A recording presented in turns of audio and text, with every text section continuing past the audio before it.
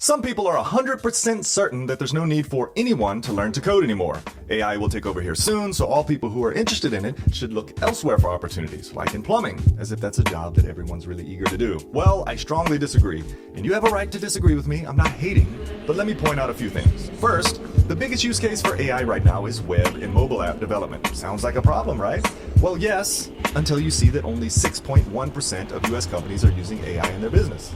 Yes, while Microsoft, Amazon, and the like fill your news feeds daily, they are not the only companies that exist. To add to that, developers make up only 2.5% of the workforce. And it's only natural that we are going to flock to this technology, being technical people, and not the bank teller whose job will be replaced in the future. So 94% of US companies are not using AI. When they decide to, I want to be on the technical side of things. I want to be at the forefront of innovation with the skills to join in. Another thing is AI consulting and AI startups are blowing up right now. People using low-code and no-code tools are able to get an MVP of their app up and running without needing to know any code at all. That's great, but 100% of them go on to say this. When you get this MVP up and you start getting customers, then you'll need to hire a dev team to turn that app into what you actually want it to be. That's you and that's me. So the economy is what it is. It's tough, but the job listings are still there. They didn't disappear. Everyone is still hiring devs, and 94% of companies are not using AI. As AI continues to be adopted, it will be the technical people that understand coding and problem solving, leading the way into new frontiers. Sure, you'll need to adapt along the way. Everything won't remain the same as it is now, but learning to code right now is not a lost cause. Again, feel free to differ with me. That's fine. Guys like these think I'm leading you all astray. If you come to that conclusion, that's okay. At the end of the day, we all have to make our own decisions. But I think those who want to get into it with hard work and realistic expectations can still do so. But listen closely. It's not for everyone. This is where things get real. Not everyone will succeed in this field. In fact, there are certain traits that make you more prone to fail than others, which is why so many do. And we'll talk about this in this video. So what I want to do here is I want to give you 8 rules for learning to code in 2025, should you choose to do so. And these 8 rules are going to help you determine if you should learn to code, if you'll be successful or not, and some of the steps you'll be forced to take along the way. These are 8 things you will have to do. Let's get started. Number 1, you have to love it. This is where things are different today. 5 to 6 years ago, there was a huge demand and you could find your way in without really loving it. You're probably loving the paycheck or the starting salaries, but not really loving the coding part of it. And this may be why we now have so many people tired of what they do. Yes, there are more and more videos and threads and articles about people hating what they do despite making good money or having reached a point in their life where they always wanted to be. So first, if you try it out and fall in love with it, it may just be for you and it may be a pursuit that you can succeed at. But if you're like, then it's going to be a tough road. When I learned it was easier to get in, yes, but I knew at that point I had to do it, whatever it took. I loved it that much. Make sure you do as well. Number 2, you have to put in the work. There's no shortcut to learning to code. Yes, AI can write HTML and CSS very well and can give us all the answers we need, but you still need to learn it. You can't skip CSS if you want to be a front-end dev. You can't skip JavaScript and learning about the DOM and promises and all of that. And you have to get good at it, and you have to be able to solve problems with it and build projects with it, and this takes time. And this is where many people fall off the path, and it's probably for the best. If you write Python for 3 months and you're so sick of doing it to reach your goals, then perhaps you don't really want to do this type of job, or perhaps you're wasting your time or on the wrong path overall. In addition, this is where you have to set a clear path of how you're going to learn and what end goal you're going to be at and see it through. Because we have AI now, doesn't mean you get shortcuts. It'll be a lot of work, but you have to put in the hours and you have to write a ton of code to learn the craft and make yourself employable. If you were to put in 9 months of coding and had a solid foundation, and then AI takes a huge leap forward, you still have this umbrella of dev skills and understand what's happening under the hood and can take it further than anyone using low or no code could ever imagine.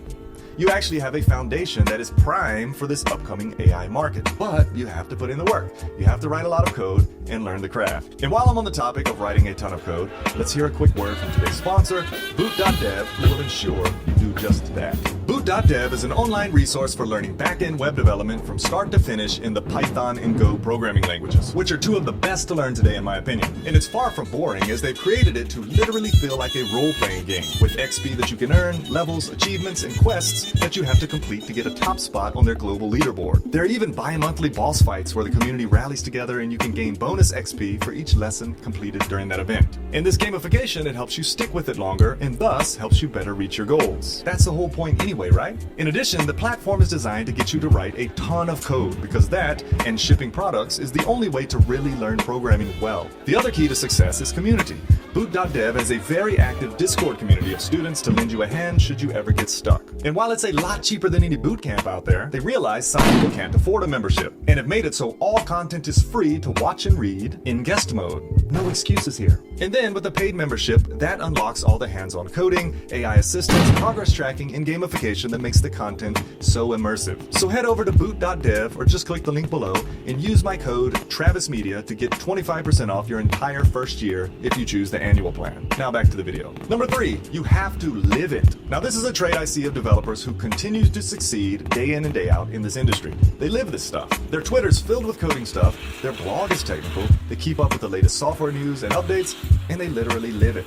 They don't get tired of it. There's a guy in the Travis Media community who's been hiring devs for many years, and he said the number one trait he looks for in a hire is that the person actually loves what they do. They have an active GitHub, they have a blog in which they write tech articles, and they're demonstrating day to day that they actually love what they do. And I'm saying all this in the context of it being a tough economy, where it's not at all the easiest task to get employed or stay employable currently. It demands those who can't see themselves doing anything else. If this becomes you, then I think you'll do well. Number 4, you have to be specific. You will not succeed without a specific plan of how you will learn to code and how much time you will set aside to do so. If you say, I want to learn to code in 2025 and become employable, then I want to see a diagram of each course you will take along the way through to the end. Yes, you need to be this specific in your plan.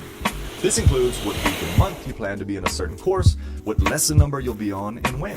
And you need to be able to check this off as you go. The more specific, the better. For example, if you're going to take Colt Steele's 74-hour web developer bootcamp course on Udemy, first you would buy it on discount by checking when the next Udemy sale is on my website at travis.media/Udemy, as it's updated regularly with all Udemy discounts. And second, you would look how long each section is, assess how hard you think it'll be to pick up, find out where the projects are and how much time they will take, and you'll create a plan for taking this course, a timeline of when to do what. For instance, 2 weeks in HTML, 3 weeks in CSS section, 1 week for the pricing panel project just to really nail it down, 3 weeks in these 3 JavaScript sections, and so on. And you're going to get a paper, or you're going to use an app like Miro to create a timeline. If you need an idea, check out my blueprints that I've created and how I've structured the work there. Link to those below. But you will not succeed unless you're extremely specific with your plan of action. Number 5, and this piggybacks on the last one, but you have to put on blinders. Blinders, or blinkers as I think they're actually called, sit on each side of a horse's eyes to blind them what's going on around them and keep them focused only on what's ahead. So you've created a very specific plan of action. Now the biggest adversary to come your way will be distraction. It will be others telling you that you should be learning something different, or you should be using them, or learning some obscure thing along the way. This will happen, and you will fail. It's actually what happens. If you really want something, you have to have a specific plan, and you have to do specific, drastic things that will keep you on that path without veering from it. Think about it. If you allot 9 months to get through this course, and you build all the projects, etc., if you somehow could push through all 9 months without a hiccup, without distractions, you would look back and be like, man, I have learned a ton, and I have made so much progress. But most 9 months from now will still be looking up better paths or quicker paths, and will still be in the same position they're in now, just spinning wheels and getting nowhere. Find a way to lose all distractions and get from A to Z successfully. Number 6, you have to network. This is really another step that will make or break your whole pursuit, because you have nothing or no one at all to really vouch for your abilities aside from a portfolio in your word that you can actually code. So either they take a wild chance on you, or you have some sort of connection that can help you get in the door, that can vouch for you and your ability to do the job. If you go now and ask anyone who has done this, they will say that networking is the number one part of the whole process. In fact, networking should be a part of your entire career.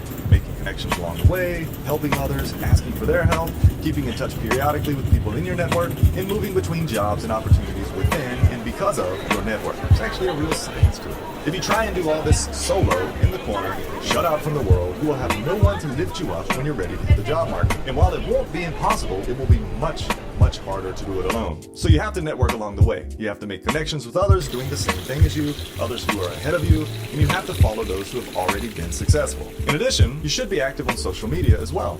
Force people to see your profile pic and your tweets daily. Start to write regularly and begin to form and share your opinions. Then when the time comes, you could potentially have a following that also will help you get in the door. I have a video all about these techniques. I'll link to it above. Go and watch that and be sure you are networking along the way. Number 7, you have to overcome your fears. In fact, you will be forced to overcome them. The moment you think that you're ready to start applying for jobs, this one will be important. To take this self-taught, self-learning path into this industry, you're going to have to do things that you're not used to doing. It will actually feel pretty crazy. When you get to the stage where you start applying for jobs, you will feel more like quitting the whole thing before you go and find yourself placed in a technical interview. I mean, who are you to try to convince people that you have the training and what it takes to be trusted in their corporate code bases? So if you want to go down this path, just know that you will have to really get out of your comfort zone. I know this is a cliche statement, but this will push your limits. If you can't do this, then you will put in all that work for nothing. And that's what happens to many. They put in all this work just to quit at the end. You'll have to get to a point where you believe that you have put in the needed time, you understand the craft, and can be okay about failing the first few technical interviews. And then number 8, you have to mute AI. Let's circle back around to AI here. AI can help you learn to code if used properly, but it's all too easy to begin to rely on it without actually having to learn the material. And this is a recipe for disaster. Down the road, you'll be able to use AI as a sidekick, but if you're in the process of learning programming, you should not be using AI for any of this. Again, it will benefit you down the road. There will come a day, but at this point, you should learn without it. Get the fundamentals down without it. Wrestle with learning the material on your own. There will be a lot of temptation to use it, a lot of pressure online to use it, but don't do it. Use it for other tasks, but not for coding. Otherwise, you'll be the one having to call in the dev team once the MVP is up, and to be honest, you won't be needed for the MVP either. So these are 8 traits that I think will have to be in place for you to succeed at this. The economy currently is not in your favor. Any route is difficult, especially the self-taught route, but it is doable. It's completely doable, but it will take hard work and will demand much of you in the process. What do you think? I would love to hear your opinions below in the comments. If you found this video helpful, give it a thumbs up. If you haven't subscribed to the channel, consider doing so, and I'll see you in the next video.